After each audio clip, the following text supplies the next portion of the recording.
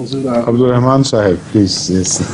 I have a question from chapter 27, verse 83. أعوذ بالله من الشيطان الرجيم. وإذا وقع القول عليهم أخرجنا لهم دابة من الأرض تكلمهم أن الناس كانوا بآياتنا لا يوقنون. So what is the meaning of Dabba in this verse? That's right. See, Dabba is a word to express zoological life on earth. The life is of two types. One is botanical life, which relates to the things which grow out of like grass, like plants, like trees, everything which grows out of earth and is not mobile, it's fixed, which draws its energy directly from the sun. That life is called vegetative life or botanical life. The other life which draws its energy from whatever these plants produce. They can't derive their energy directly from the sun. And they are called zoological life. And their description is that they can move about. They have the locomotor system in scientific terms.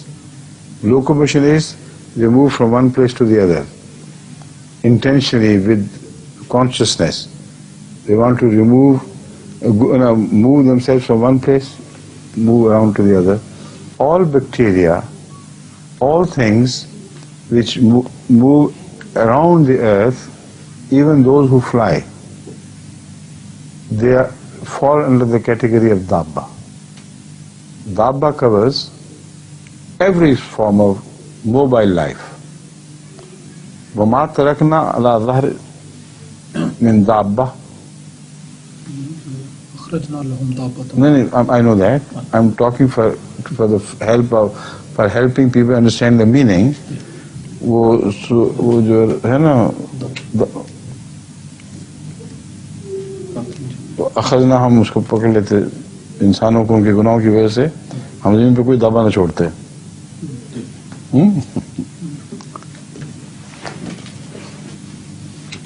God declares in the Holy Quran that if we had decided to bring into account the crimes of human beings and decided to punish them, we would not have left any Dabba on earth.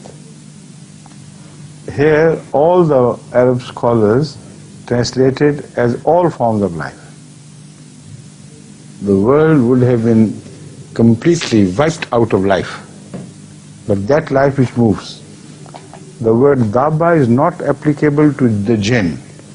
The word Dabba is not applicable to the angels. It is not applicable to the ghosts or spirits.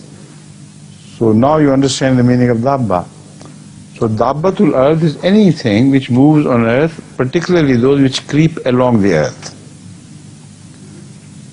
So this means that a time would come, according to this prophecy, when God will prepare a certain Dabba to bite the people, human beings.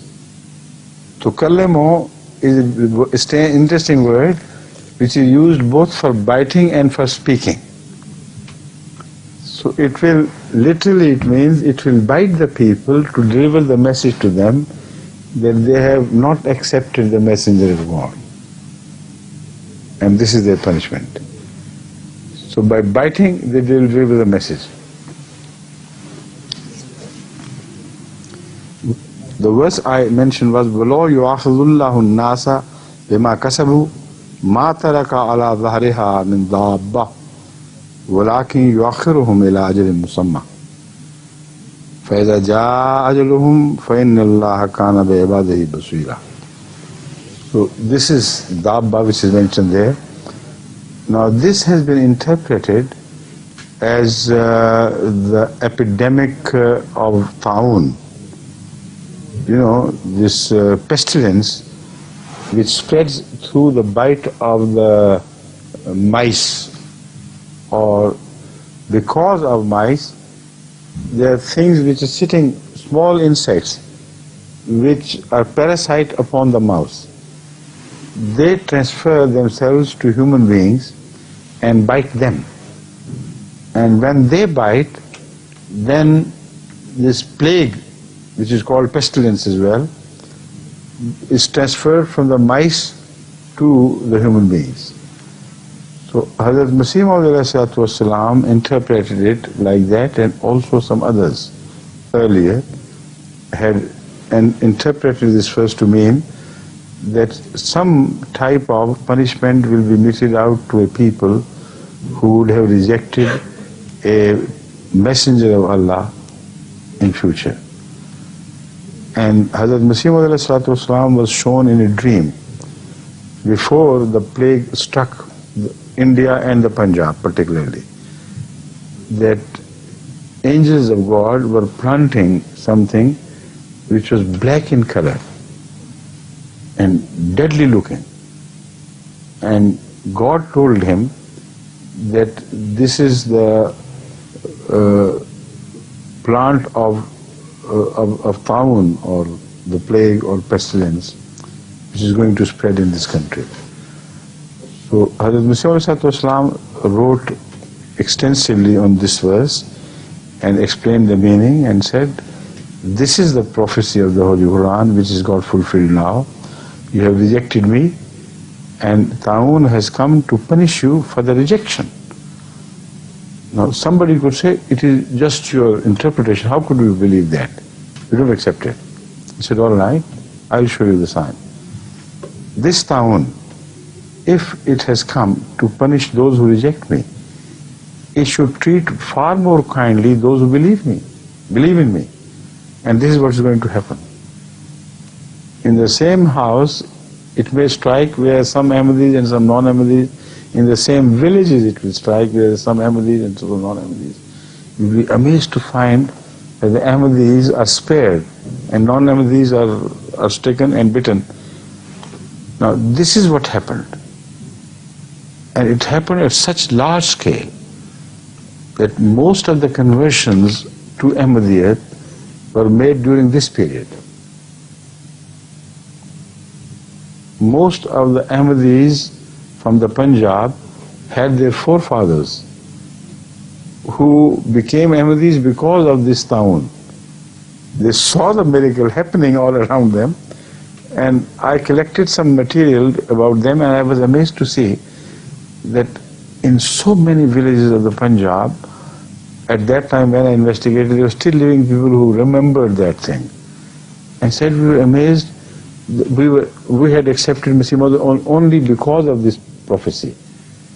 And people were dying on our right or left, everywhere, and there was nobody to carry their corpses to the graveyards, and whoever was still surviving, they were afraid of catching Taoon. So we Ahmadis used to do it, and day in and day out we carried the corpses of non-Ahmadis to their graveyards, and nothing happened to us. So this is the prophecy of the Quran which got fulfilled in a manner that nobody could reject it. This material was published, the names of those who had become Ahmadis because of Taoon was published in Ahmadi newspapers in large volumes until it was too much. And nobody of the non-Ahmadi press or magazines or newspapers rejected that. The names and addresses were given. So the whole record of Al-Hakam in that period, is full in the beginning of all the names, addresses who were becoming Ahmadis because of Taoon, and nobody rejected. They knew it was true. So this is the Dabbatul Arz which you have just mentioned. All right. In 5 minutes, inshallah, he will cover those. He sifts out some material automatically. Jazakumullah, Alhamdulillah. You finished right on dot. Absolutely. Thank you. Jazakumullah. Assalamu alaikum.